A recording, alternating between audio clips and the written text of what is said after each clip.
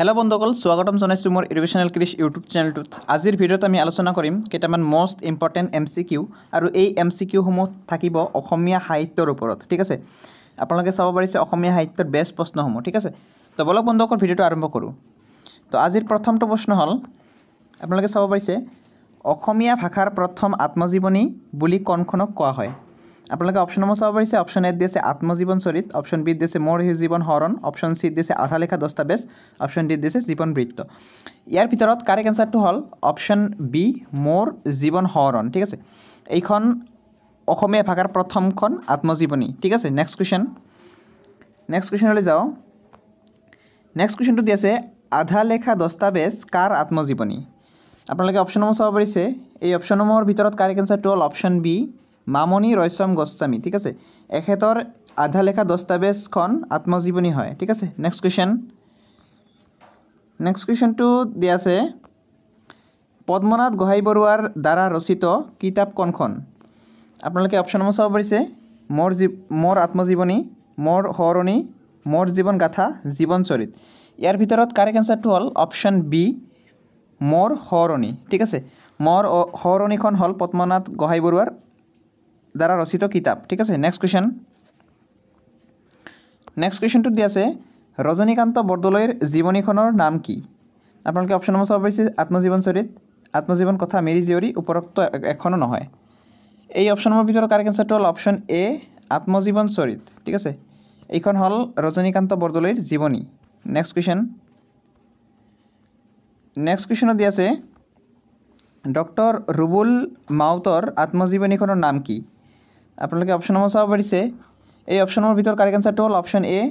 মৰো এটা হ'ব নাছিল এইখন ডক্টৰ ৰুবুল মাউতৰ আত্মজীৱনী ঠিক আছে নেক্সট কোৱেশ্চন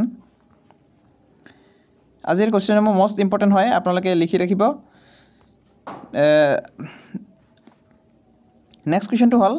কোন গৰাকী লেখকক পীতাম্বৰ ৰাজমেথি নামেৰে জনা যায় ঠিক আছে তো আপোনালোকে অপচন নম্বৰ চাব পাৰিছে এই অপচন নম্বৰ দিয়া আছে ৰাজমোহন নাথ ৰুদ্ৰ বৰুৱা ৰবীন দে হেমচন্দ্ৰ গোস্বামী ইয়াৰ ভিতৰত কাৰেক্ট আনসাৰটো হল অপচন এ ৰাজমোহন নাথ ঠিক আছে নেক্সট কোৱেশ্চনটো দিয়া আছে হিমা দত্ত কোন গৰাকী লেখকৰ ছদ্মনাম আছিল আপোনালোকে অপচন নম্বৰ চাব পাৰিছে এই অপচন নম্বৰ ভিতৰত কাৰেক্ট আনসাৰটো হল অপচন বি নৱকান্ত বৰুৱাৰ ছদ্মনাম হল হিমা দত্ত ঠিক আছে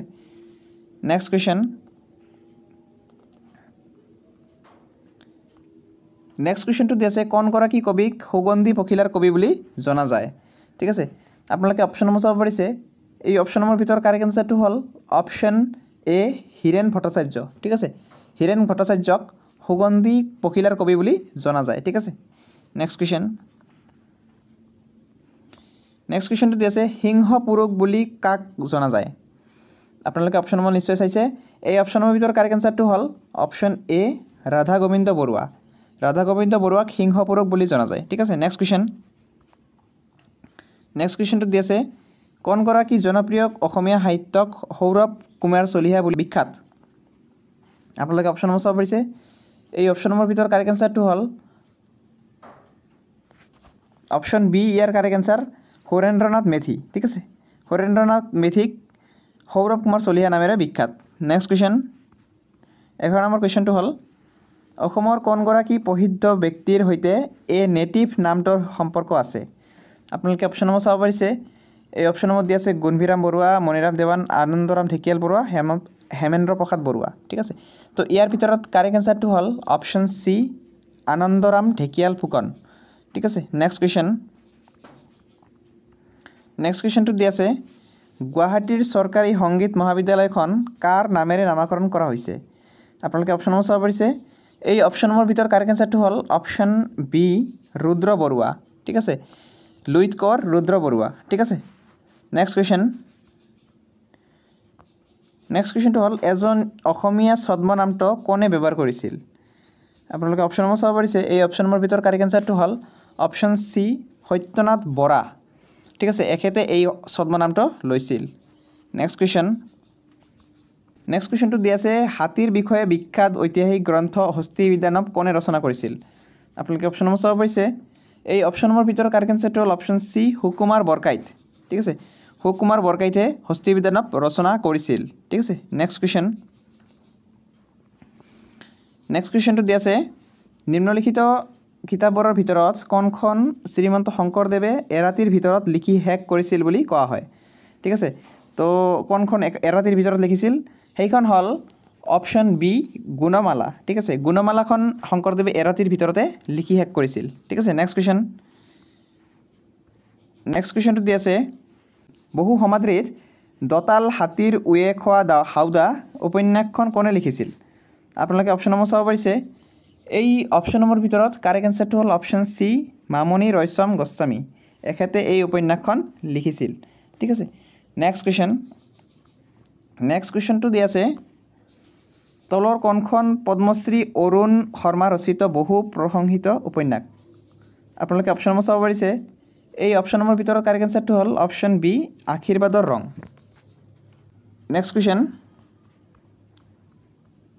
নেক্সট কুৱেশ্যনটো দিয়া আছে সাহিত্য অকাডেমী বঁটাৰে সন্মানিত প্ৰথম অসমীয়া কিতাপ বনফুল কোনে ৰচনা কৰিছিল আপোনালোকে যে অপশ্যনসমূহ দেখা পাইছে এই অপশ্যনসমূহৰ ভিতৰত কাৰেক্ট এনচাৰটো হ'ল অপশ্যন চি যতীন্দ্ৰনাথ দুৱৰা ঠিক আছে নেক্সট কুৱেশ্যন 19 নম্বৰ কুৱেশ্যনটো হ'ল এ কালচাৰেল হিষ্ট্ৰী অফ আছাম কোনে ৰচনা কৰিছিল আপোনালোকে অপশ্যনসমূহ চাব পাৰিছে এই অপশ্যনসমূহৰ ভিতৰত কাৰেক্ট এনচাৰটো হ'ল অপশ্যন বি বিৰিঞ্চি কুমাৰ বৰুৱা ঠিক আছে নেক্সট কুৱেশ্যন 20 নম্বৰ কুৱেশ্যনটো হ'ল আনন্দৰাম ঢেকিয়াল ফুকন ৰচিত কিতাপ কোনখন আপোনালোকে অপশ্যনসমূহ চাব পাৰিছে এই অপশ্যনসমূহৰ ভিতৰত কাৰেক্ট এনচাৰটো হ'ল অপশ্যন বি অসমীয়া ল'ৰাৰ মিত্ৰ ঠিক আছে নেক্সট কুৱেশ্যন 21 নম্বৰ কুৱেশ্যনটো হ'ল অসীমত যাৰ হেৰাল সীমা নামৰ জনপ্ৰিয় কিতাপখন কোনে লিখিছিল ঠিক আছে তো আপোনালোকে অপশ্যনসমূহ চাব পাৰিছে এই অপশ্যনসমূহৰ ভিতৰত কাৰেক্ট এনচাৰটো হ'ল অপশ্যন চি কাঞ্চন বৰুৱা ঠিক আছে নেক্সট কুৱেশ্যনটো দিয়া আছে মহাপুৰুষীয়া পৰম্পৰা কিতাপখনৰ লেখক কোন আপোনালোকে এই অপশ্যনসমূহ দেখা পাইছে এই অপশ্যনসমূহৰ ভিতৰত কাৰেক্ট এনচাৰটো হ'ল অপশ্যন এ হীৰেণ গোহাঁই এখেতে মহাপুৰুষীয়া পৰম্পৰা কিতাপখন লিখিছিল ঠিক আছে নেক্সট কুৱেশ্যনটো দিয়া আছে যে a geographical sketch of Assam কোনে ৰচনা কৰিছিল আপোনালোকে অপশ্যনসমূহ চাব পাৰিছে Miles Bronson doctor John Wade David Scott Henry Cotton ইয়াৰ ভিতৰত কাৰেক্ট এনচাৰটো হ'ল option B doctor John Wade ঠিক আছে নেক্সট কুৱেশ্যন 24 নম্বৰ কুৱেশ্যনটো হ'ল কবৰ আৰু ফুলৰ লেখক কোন আপোনালোকে অপশ্যনসমূহ চাব পাৰিছে এই অপশ্যনসমূহৰ ভিতৰত কাৰেক্ট এনচাৰটো হ'ল অপশ্যন বি বীৰেন্দ্ৰ কুমাৰ ভট্টাচাৰ্য ঠিক আছে নেক্সট কুৱেশ্যনটো দি আছে নৱকান্ত বৰুৱাৰ হে অৰণ্য হে মহানগৰ কেতিয়া প্ৰকাশ হৈছিল আপোনালোকে অপশ্যনসমূহ চাব পাৰিছে এই অপশ্যনসমূহৰ ভিতৰত কাৰেক্ট এনচাৰটো হ'ল অপশ্যন বি 1951ত এইখন প্ৰকাশ হৈছিল ঠিক আছে নেক্সট কুৱেশ্যন তো 26 নম্বৰ কুৱেশ্যনটো হ'ল ৰীতা চৌধুৰীয়ে কোনখন কিতাপৰ বাবে সাহিত্য অকাডেমী লাভ কৰিছিল আপোনালোকে অপশ্যনসমূহ চাব পাৰিছে এই অপশ্যনসমূহৰ ভিতৰত কাৰেক্ট এনচাৰটো হ'ল অপশ্যন এ দেও লাংখুই ঠিক আছে নেক্সট কুৱেশ্যন 27 নম্বৰ কুৱেশ্যনটো হ'ল ভূপেন হাজৰিকা অসমৰ কোনখন প্ৰথম ক্ষুদ্ৰ আলোচনীৰ সম্পাদক আছিল আপোনালোকে অপশ্যনসমূহ চাব পাৰিছে এই অপশ্যনসমূহৰ ভিতৰত কাৰেক্ট এনচাৰটো হ'ল অপশ্যন চি বিন্দু ঠিক আছে নেক্সট কুৱেশ্যন 28 নম্বৰ কুৱেশ্যনটো হ'ল ঐতিহাসিক উপন্যাস স্বৰ্ণলতা কোনে লিখিছিল আপোনালোকে অপশ্যনসমূহ চাব পাৰিছে স্বৰ্ণলতা যিখন উপন্যাস আছিল এইখন উপন্যাসক তিলোত্তমা মিশ্ৰই লিখিছিল ঠিক আছে অপশ্যন ডি ইয়াৰে শুদ্ধ উত্তৰ নেক্সট কুৱেশ্যনটো হ'ল সাঁচি পাথৰ পুথি কোনে লিখিছিল আপোনালোকে অপশ্যনসমূহ চাব পাৰিছে এই অপশ্যনসমূহৰ ভিতৰত কাৰেক্ট এনচাৰটো হ'ল অপশ্যন ডি ত্ৰৈলোক্য ভট্টাচাৰ্য ঠিক আছে এখেতে লিখিছিল সাঁচি পাথৰ পুথি নেক্সট কুৱেশ্যন আৰু আজিৰ এইটো লাষ্ট কুৱেশ্যন হয় তো ভিডিঅ'টো চাই ভাল লাগিলে ভিডিঅ'টো লাইক কৰিব আৰু চেনেলটো ছাবস্ক্ৰাইব কৰি দি যাব ঠিক আছে আৰু এনেকুৱা ইনফৰ্মেটিভ ভিডিঅ' আপোনালোকে পাই থাকিব নিশ্চয় পাই থাকিব তো আমাৰ চেনেলটো ছাবস্ক্ৰাইব কৰি দিব ঠিক আছে তো চাওক নেক্সট কুৱেশ্যনটো হ'ল কাৰেঙৰ লিগিৰি নামৰ নাটকখনৰ লিখক কোন আপোনালোকে অপশ্যনসমূহ চাব পাৰিছে এই অপশ্যনসমূহৰ ভিতৰত কাৰেক্ট এনচাৰটো হ'ল অপশ্যন বি জ্যোতিপ্ৰসাদ আগৰৱালা ঠিক আছে এই কুৱেশ্যনসমূহ আছিল মষ্ট ইম্পৰ্টেণ্ট কুৱেশ্যন ঠিক আছে